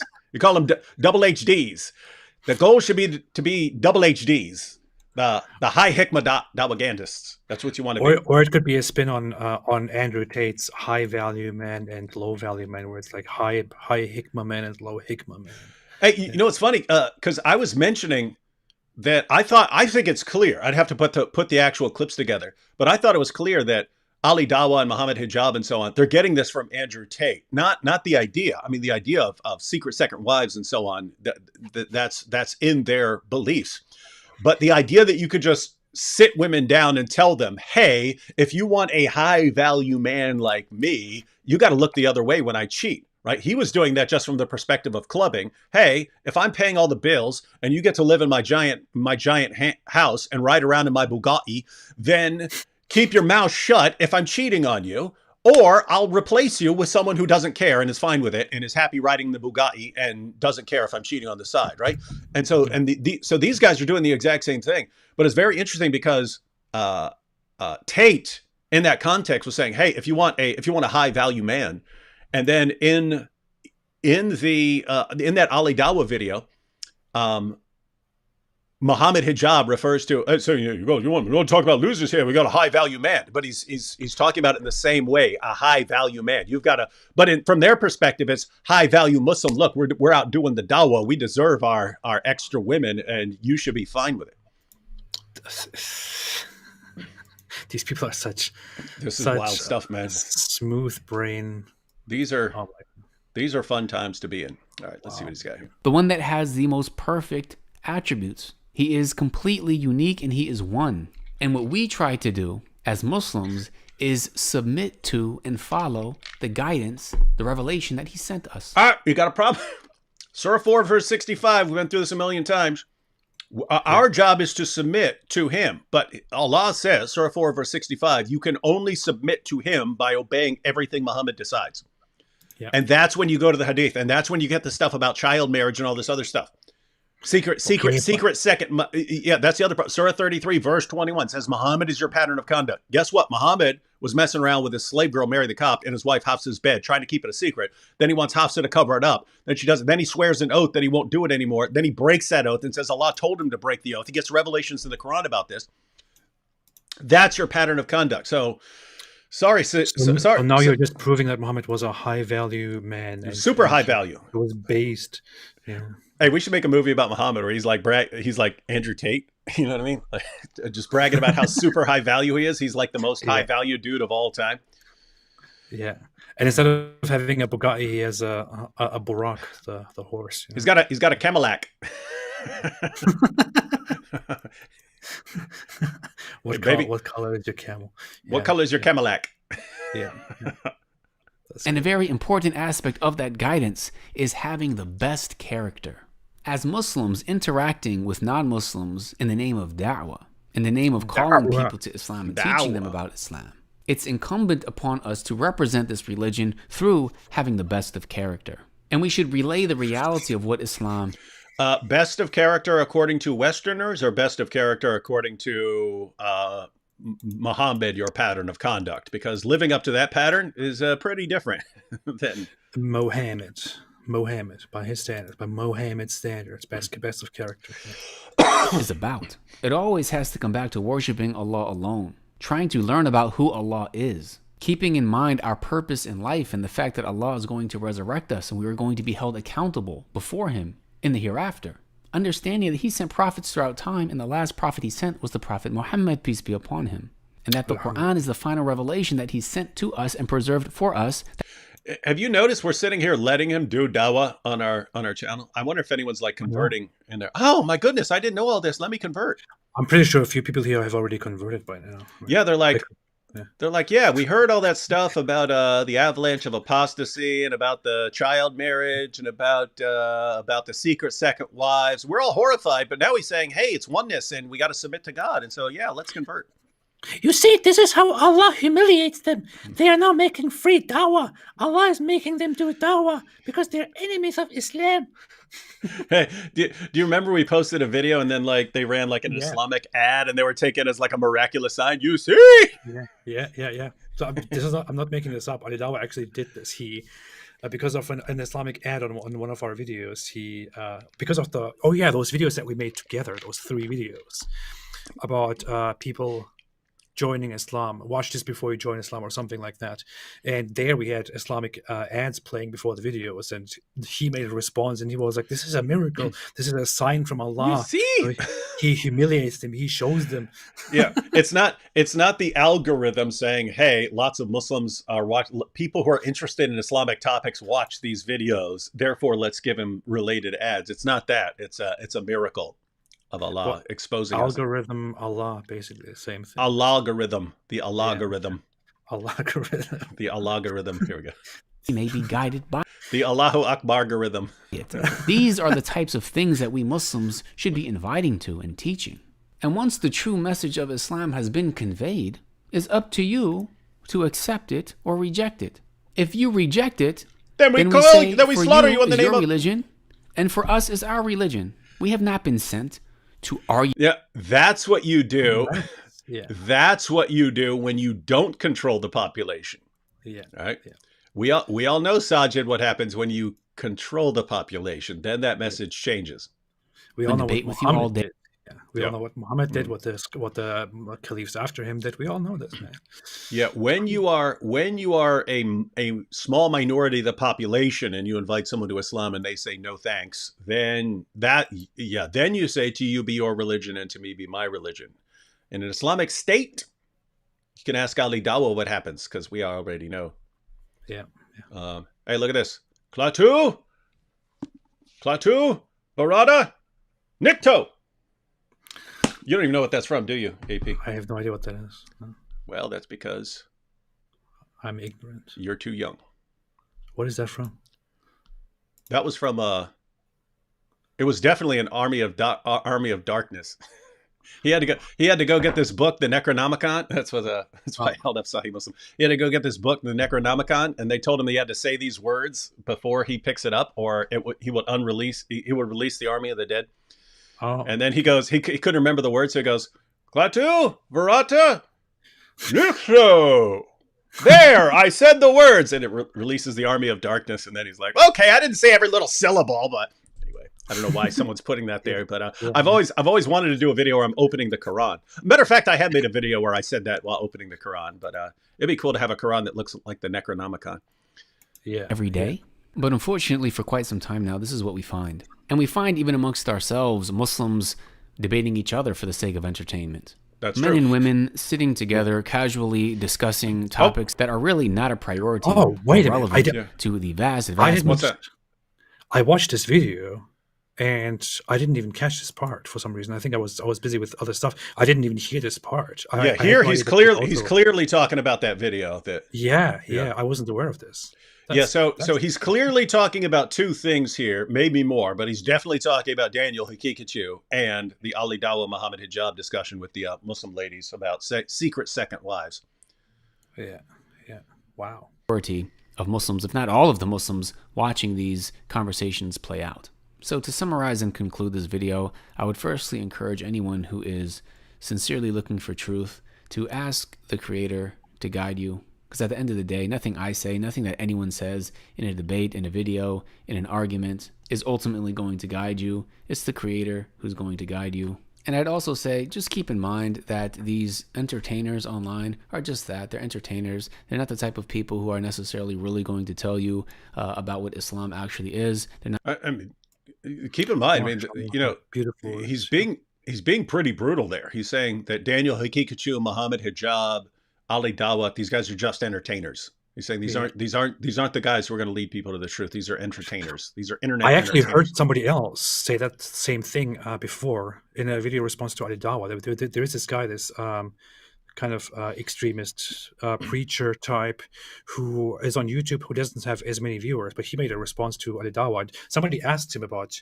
Ali Dawah, and he said something like, Ali Dawah, claims to make Dawah videos, but is it really Dawah? His videos consist of reacting to things, doing shenanigans, laughing, clickbaity like stuff. Yeah, just stuff that appeals to people who want to be entertained. He's not doing Dawah. This is not Dawah. He was saying it was pretty harsh, and Sajid is basically saying the same thing in a much nicer way. Yeah, wow. Necessarily proper representations of what a Muslim should be. And for anyone who has had the message of Islam conveyed to you and you understand it and you reject it, you don't want to follow it, you don't want to believe in it, then it's not beneficial for us to go back and forth and argue and debate. And I would encourage my Muslim brother. Yes, it is. If a person has set his mind, it may not be beneficial for that person, but there are people who are watching. When will be watching? There are people who are watching the discussion, Sajid. That's why you have the debates. Yeah. And sisters, to also internalize that and to not fall into what we've seen become a sport, an entertaining spectacle of argumentation, which is not from our religion. For those of you who are really interested in learning about Islam, inshallah, I'm going to start releasing videos where I'm explaining from the ground up Learn from Islam me. teaches, what Islam is, who the Prophet Muhammad, peace be upon him, was.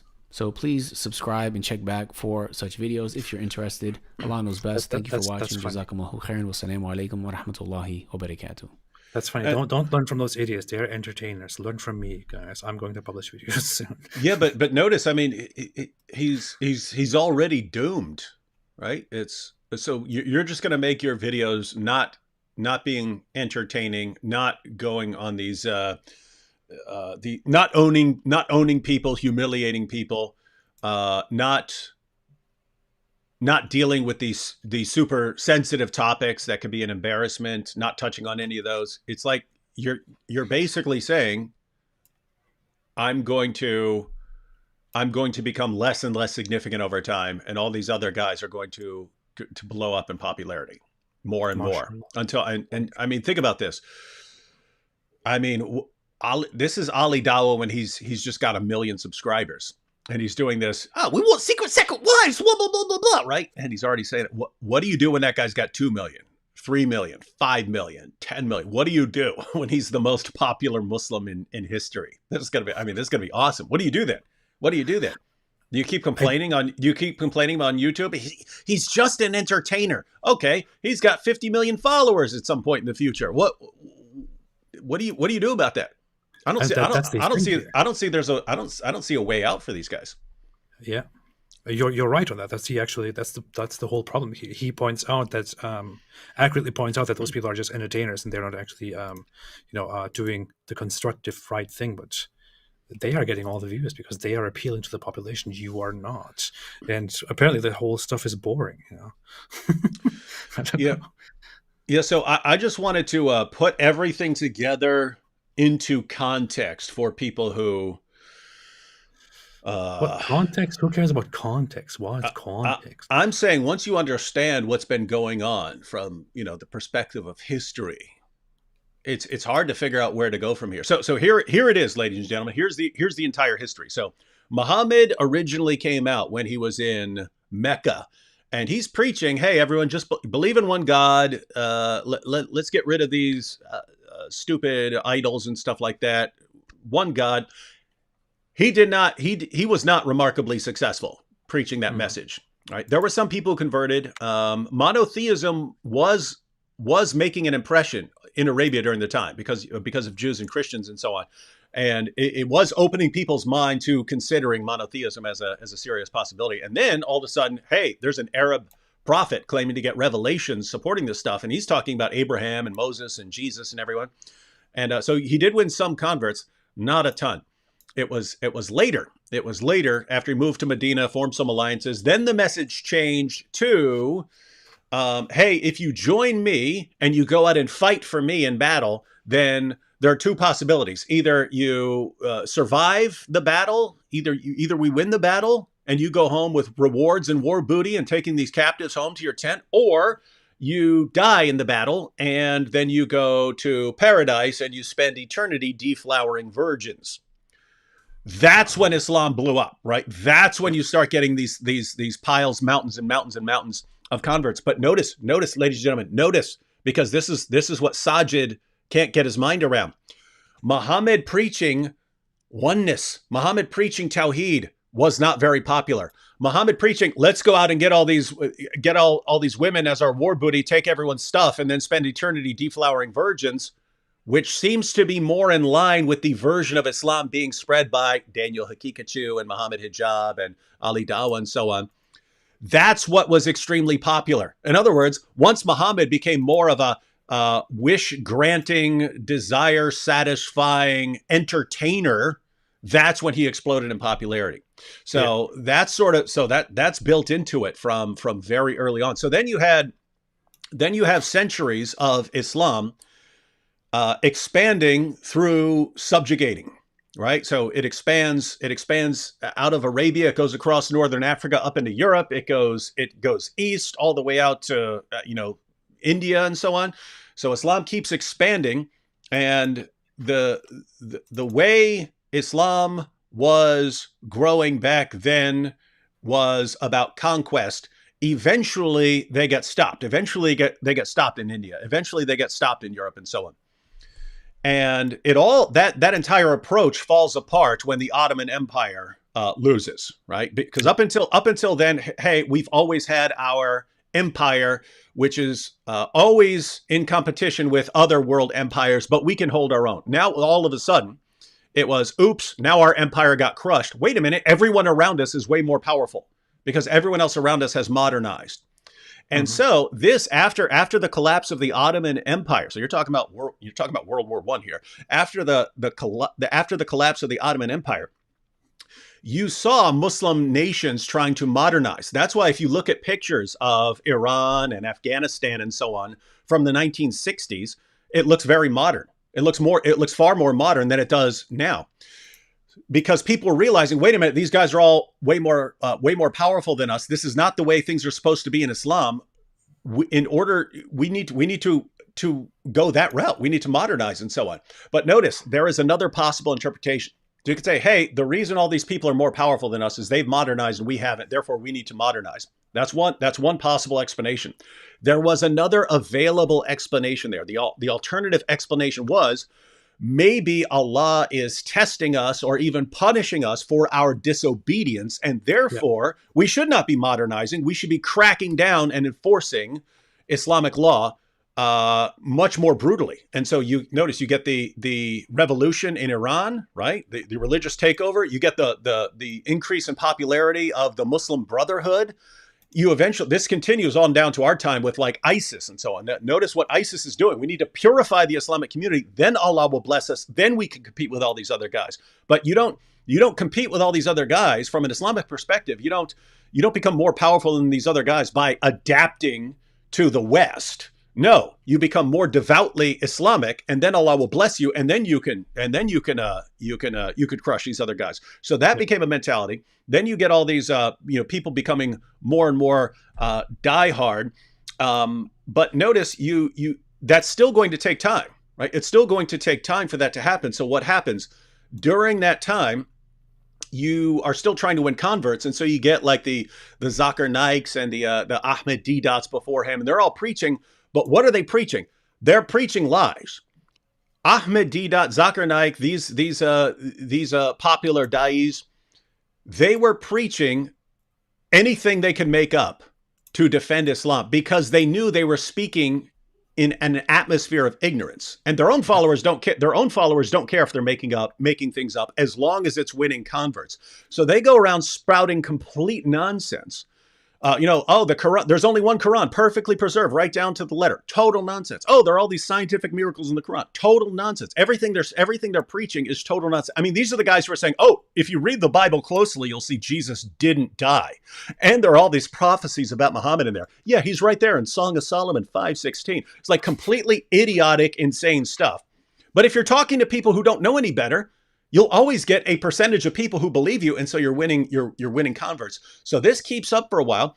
Then of course you get 9/11 and so on, and now people are starting to look into Islam more. But people start looking into the arguments of people like Zakir Naik. All of a sudden, people get open access to Muslim sources. Now anyone can go and look up Sahih al-Bukhari and Sahih Muslim online and so on, and they start ripping these things to shreds, completely exposing all of these arguments and all of these claims that are being made by these people.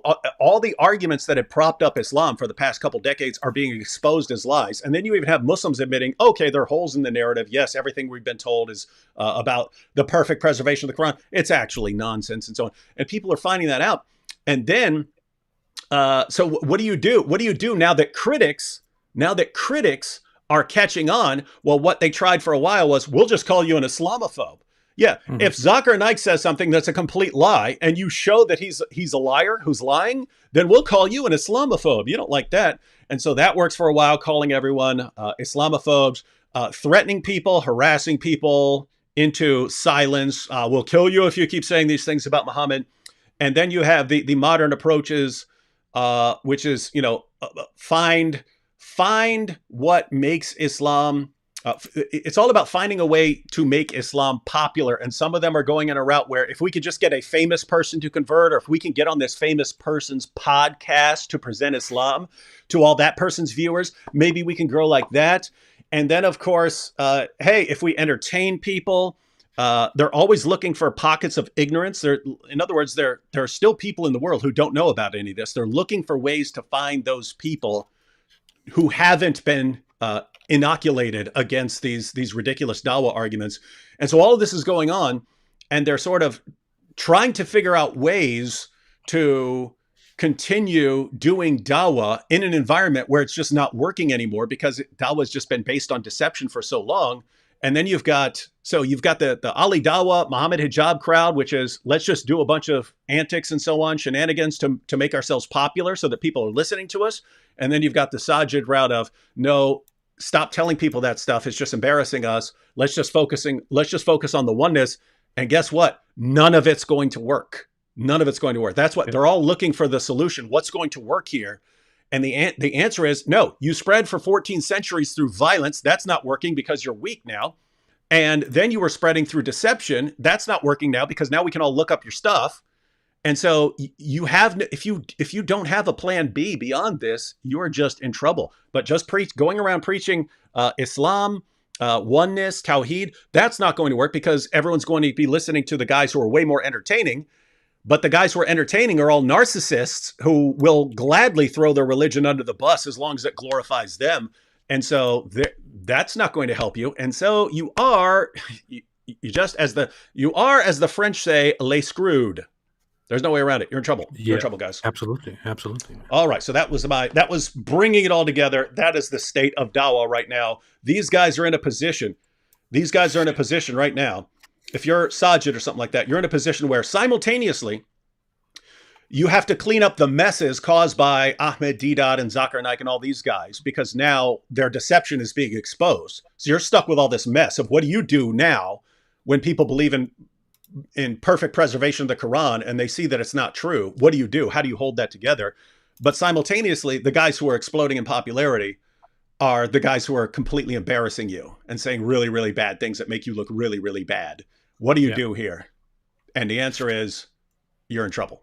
That's it. You are in trouble. What you do is you take off your shirt in public, you scream, you do whatever you can to become popular. But are you happy now, David? What do you mean? Happy about what? I didn't expect such a long lecture here. I was almost going to leave because I thought I don't need. Oh yeah, I wanted to put all that together because I don't know. I just find it interesting when you look at it from the whole 14th century perspective of, and then you see it's the same thing Muhammad went through of, hey, just preaching Islam doesn't work. I have to be. Guys, come here if you want to satisfy all these desires. Islam actually amplifies the desires and then only allows an Islamic way of satisfying the desire, and so you keep people in there. And of course it helps if you try to leave and they want to chop your head off. That's the best thing to do. Actually, it's the best thing you could resort to. Here's a question for you, AP. Before we. And pretty much that's what I wanted to cover. We got through the Sajid video. But here you have Nathan Clark. He says, real question here.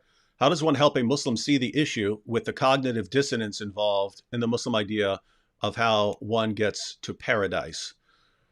How does one help a Muslim see the issue with the cognitive dissonance involved in the Muslim idea of how... For some reason, I'm not getting this right now. Real question here. How does one help a Muslim see the issue with the cognitive dissonance involved in the Muslim idea of how one gets to paradise? Which cognitive dissonance? I guess when they're saying, okay, this is how you get to paradise in Islam. Okay, but and there are all kinds of problems with it, but you never see the problems. You know what I mean? Yeah, but I think that's what he's mean. Like, how do you get these guys to see it? Like what they're doing? Like, so for example, just fixating on things that somehow agree with them and ignoring everything that refutes them. I mean, you could just continue trying. I don't know. I was kind of looking for just to see a conflict of ideas that cannot be reconciled with each other, and how to make Muslims see that. But this is a very, very, very vague question. I mean, it seems like what you just said is pretty much the same thing I would say. You just have to, you have to keep at it, right? And understand that this can take years. If someone has been raised for years to believe something and you're saying, no, that's wrong, just showing, hey, here's one problem for you, probably not going to do it. Showing 3 or 4 problems, that might not do it. You might have to show 20 or 30 problems before it eventually clicks, right? Yeah. You have to destroy them and humiliate them. You have to crush them. You have to own them. Yeah. And you have to say need a second. And you need a second wife. Yeah, second wife. You see, grapes. It's all grapes. Great babe. Here we have you guys heard of the work of Ahmed al-Jalad? He studied pre-Islamic rock inscriptions and found that they were completely monotheistic long before Muhammad was born. Nope, not familiar with that. Never heard of it. You did have other monotheistic groups, like we're of course familiar with the Jews and Christians, but even the Sabians. The Sabians recited a version of the Shahada. They recited La ilaha illallah. Muhammad just came on and tacked on, and Muhammad is his messenger. There were also probably remnants of different religions which later on went extinct. The thing is, right now it looks like we can look back and think of certain religions. There is this religious group, and that the environment wasn't like that in the 7th century, and especially not in a place like Arabia. It was there were a lot of different people from belonging to different religions, different ideas, different sects and cults of religions, and some of the religions, some dualist or Gnostic religions, also had monotheistic ideas at their core, and they did believe in those ideas. They did believe that there is only one God who is the good, the light, the good one that you want to go to, whereas the other one, the other entity that exists, is not really God, or is a God that we don't worship or don't believe in. But that was also considered the worship and belief in worship of one God back in the day. So there were lots of different ideas, different beliefs in that time, but that doesn't take away, of course, from the fact that Islam has influence from a lot of influence from pre-Islamic paganism, polytheism. It certainly does. Yeah, and I've described it as, it's just like you take everything that was around Muhammad in 7th century Arabia and you roll it all up into a ball, you get Islam. So you take the monotheism from the various groups that were teaching that. You take some of the stories, both heretical and orthodox, from the Jews. You take some of the stories, both heretical and orthodox, from the Christians.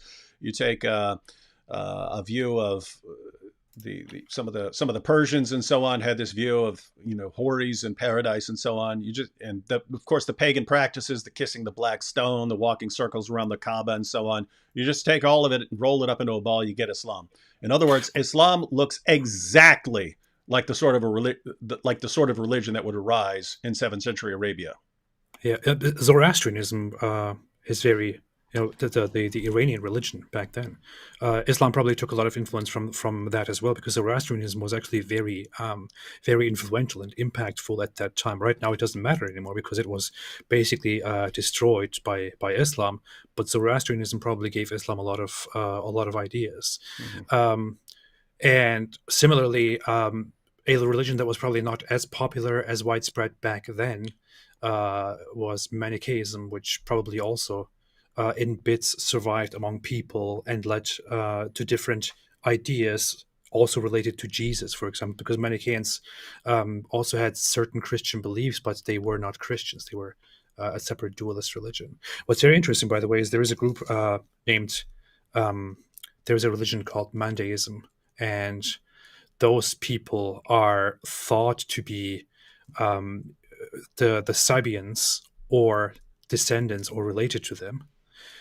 What happened is that when Muslims were conquering in the Middle East, they came across this specific religious group when they were very small in number, and that religious group claimed to be the Sabians in the Quran, and they had a book which they presented and said, "We are people of the book. Please don't, annihilate us." So they were allowed to live in Islamic lands, but that is also another religious group that existed back then. Yeah. All right. Well, that's what I wanted to cover. God Logic Apologetics just jumped in and said, "What I miss, you missed it all, God Logic. And now you are going to be completely insignificant for the rest of your apologetics career because you missed this." Hey, God Logic, we should you should jump on live with us one day.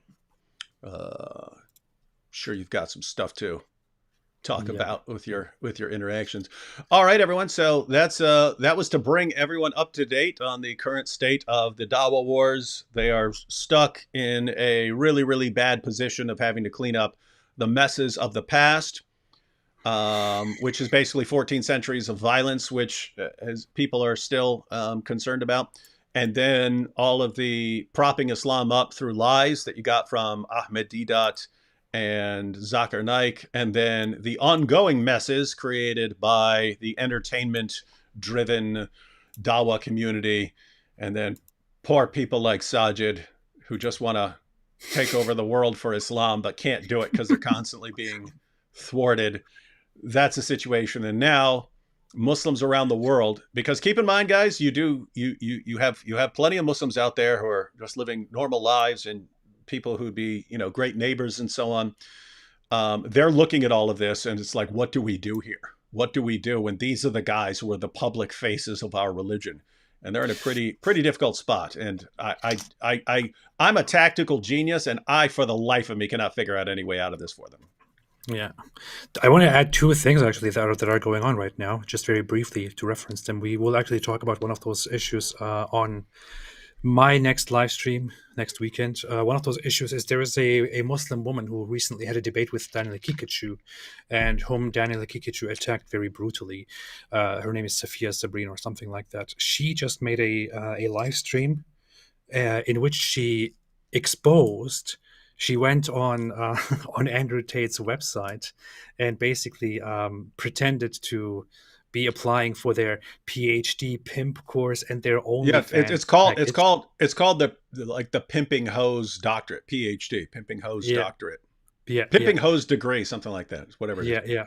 So she applied for that and waited for a message from them, and shows on a live stream, on a video that that she gets a message from them, and the website tells them, the people who work for Andrew Tate tell them that she has to become part of the war room, which is on their website, to have access to the whole PhD, so pimping hose, and the OnlyFans package. And she, a Muslim woman who is very outraged by this Islamist attachment to Andrew Tate, is basically exposing there that while Islamists are praising Andrew Tate and while they're saying he's now a brother, let's forgive his past sins, Andrew Tate is still continuing his business of pimping and having an online porn business and running all of these things, and basically calling out all of the Muslim apologists that we talk about for their disgusting hypocritical behavior. That's very, very interesting. And it's funny because like these guys are like they're Muslims in general, like this woman, they're in the same position that Sajid is in, right? They're looking, Andrew Tate is now the popular face of Islam. I don't want him to be the popular face of Islam because he's horrible and he has a horrible influence on people. So what do? Well, if you complain about it, you get attacked, like Sajid when he complains about Ali Dawa and so on. If you complain about it, you get attacked. But if you don't complain about it, what do? You just sit back and watch it happen. Like this is the only chance you have to deal with it, because these guys are just going to get bigger and bigger. But yeah, this is interesting because Muslims, look at Andrew Tate, he's the top G, he converted to Islam. And we look at it as like, have you seen the reasons he gave for why he liked Islam? It's because, hey, you still kill people over making fun of it, and you know how to keep women in check, and you'll just slaughter everyone who disagrees with you and so on. And it's like it's all the stuff we normally point out as problems for Islam. He looks at that and says, wow, that's the religion for me. Yeah. And so we point out Christianity is weak. Christians forgive. Muslims, they're strong. They kill people who offend their religion. That's why Islam is good. Yeah. So we point out, hey, look at this guy. Look at the horrible things he does, and they say, that was in the past. That's before he converted, and she's already exposed that. That. No, that's still going on.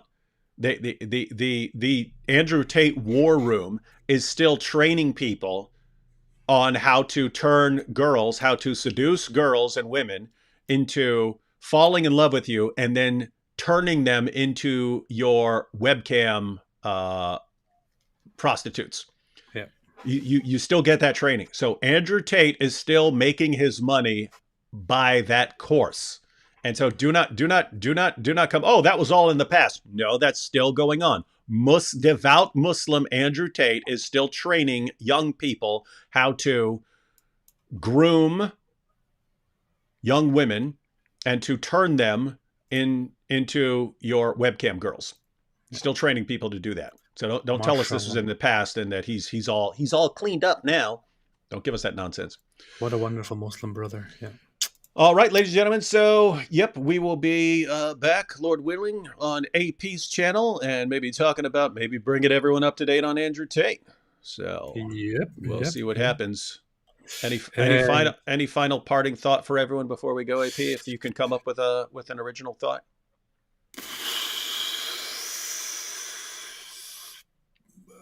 We live in a society. No, thanks, and stay away from Andrew Tate. And you heard it here, folks. AP is a prophet, so he knows. And stay away from Islam.